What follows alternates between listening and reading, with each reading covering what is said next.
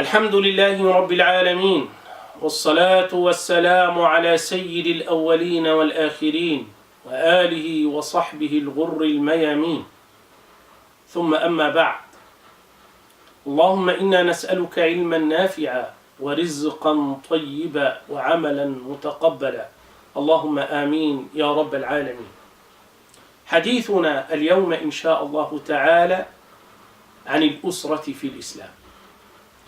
الأسرة هي اللبنة الأولى في بناء المجتمع، فإذا كانت هذه اللبنة صالحة فإن المجتمع يكون صالحا، ولأن المجتمع إنما يتكون من مجموعة من الأسر، ولذلك اهتم الإسلام بتكوين الأسرة اهتماما كبيرا. والأسرة إنما تتكون من زوج وزوجة وأولاد، وأمر الإسلام والشرع الحنيف أتباعه في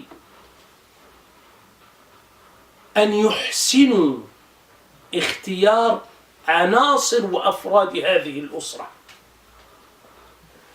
فقال رسول الله صلى الله عليه وسلم مبينا وموضحا لأصحابه أنه إذا أراد أن يختار زوجة عليه باختيار زوجة مسلمة صالحة تعينه على أمر الدنيا والآخرة. فقال صلى الله عليه وسلم تنكح المرأة لأربع، أي المراغبات في المرأة أربعة: لمالها ودينها وحسبها ونسبها، فاظفر بذات الدين تربت يداك. ويقول الرسول صلى الله عليه وسلم الدنيا متاع، وخير متاع الدنيا الزوجة الصالحة التي إن أمرتها أطاعتك، وإن نظرت إليها سرتك، وإن غبت عنها حفظتك في نفسها ومالك. صدق رسول الله صلى الله عليه وسلم. كما أن الرسول صلى الله عليه وسلم إذ أمر أتباعه بأن يحسنوا اختيار الزوجة فإنه صلى الله عليه وسلم أمر النساء وأمر الأولياء بأن يحسنوا اختيار الزوج الصالح لبناتهم. فقال صلى الله عليه وسلم إذا جاءكم من ترضون دينه وخلقه فزوجوه، إلا تفعلوا ذلك تكن فتنة في الأرض وفساد كبير.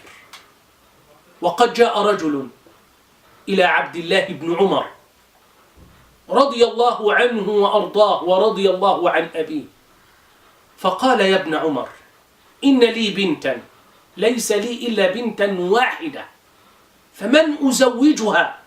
فقال له ابن عمر زوجها بمن يتق الله، فإنه إن أحبها أكرمها، وإن أبغضها يعني كرهها لم يهنها. والنتاج عن هذا الزواج وعن هذا النكاح الصحيح الذي أمر به الإسلام أتباعه، وعن هذه العلاقة الجميلة التي وصفها الله سبحانه وتعالى بالمودة والرحمة وجعل بينكم مودة ورحمة، يكون النتاج الأولاد.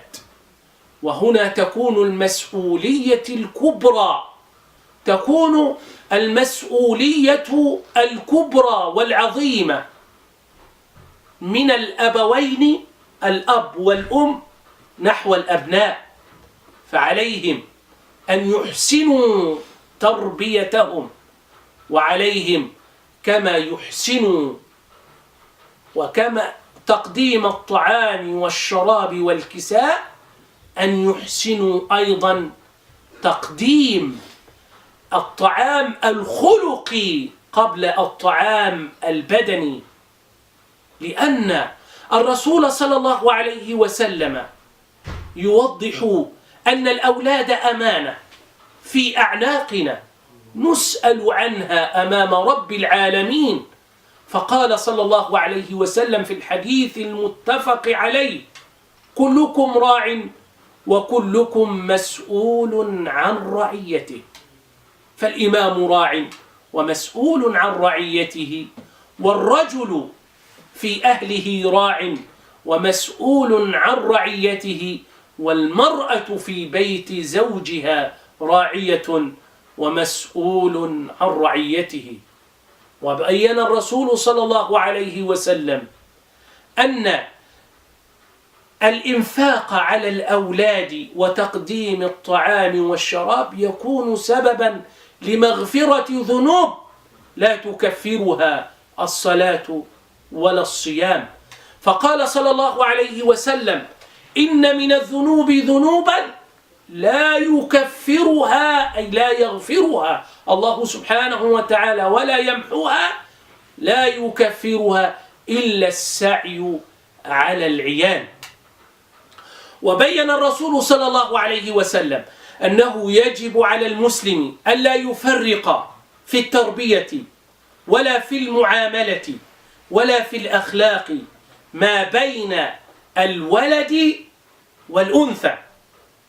وبين أن من أكرمه الله سبحانه وتعالى بالأنثى أولا هو من خير الناس، فقال صلى الله عليه وسلم: خيركم من بكر بالأنثى، أي من جاءه في أول مولود له أنثى. وبين الرسول صلى الله عليه وسلم في حديث الذي أخرجه الترمذي بسند صحيح عن ابن عباس رضي الله عنه وأرضاه أن رسول الله صلى الله عليه وسلم قال: من كانت له أنثى، يعني بنت واحدة، فلم يؤدها، يعني لم يقتلها كما يفعل العرب في الجاهلية، فلم يئدها ولم يهنها ولم يؤثر ولده عليها، لم يفضل الذكر على الأنثى، أوجب الله له الجنة. بهذا التشكيل الصالح، الأب والأم من زواج صحيح ينتج عنهما نباتا صالحا، وهو الأبناء ذكورا وإناثا، ينصلح حال المجتمع. هذا ما نرجو ونصبو من الله سبحانه وتعالى. هذا وبالله التوفيق، والسلام عليكم ورحمة الله وبركاته.